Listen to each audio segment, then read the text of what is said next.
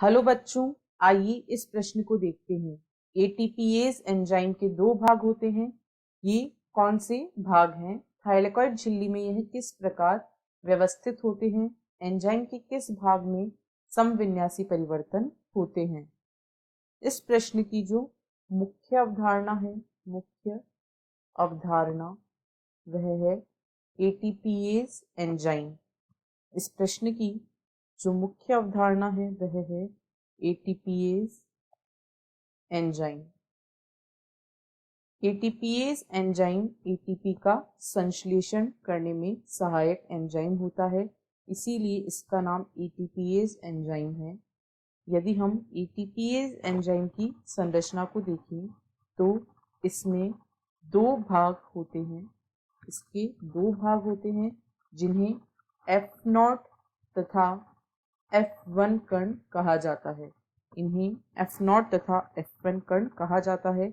यदि हम इसकी संरचना को बनाएं तो इनकी संरचना एटीपीएज एंजाइम की जो संरचना होती है वह कुछ इस प्रकार से होती है। इसमें दो भाग पाए जाते हैं, F0 तथा F1 कण। यहाँ जो भाग हमें नीचे दिखाई दे रहा है यह F0 कण है तथा यह F1 कण है। इसे सम्मिलित रूप से एटीपीएज एंजाइम कहा जाता है। ये थाइलेकॉइड की झिल्ली में कुछ इस प्रकार से व्यवस्थित रहते हैं। यदि हम इनकी संरचना को थाइलेकॉइड की झिल्ली में देखने की कोशिश करें तो थाइलेकॉइड की झिल्ली में इनकी संरचना कुछ इस प्रकार से होती है। यहाँ पर जो F1 कण होता है यह थाइलेकॉइड के बाहर की तरफ होता है। थाइलेकॉइड के बाहर की तरफ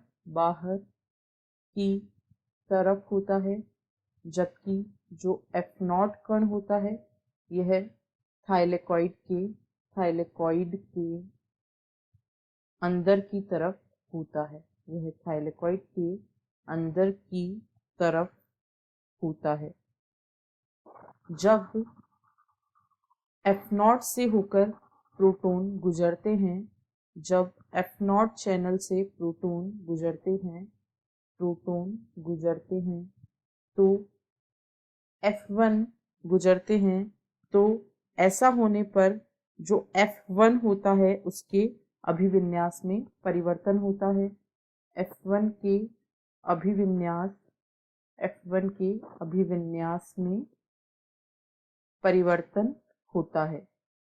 F1 के अभिविन्यास में परिवर्तन होता है और इसके फलस्वरूप एटीपी का निर्माण होता है।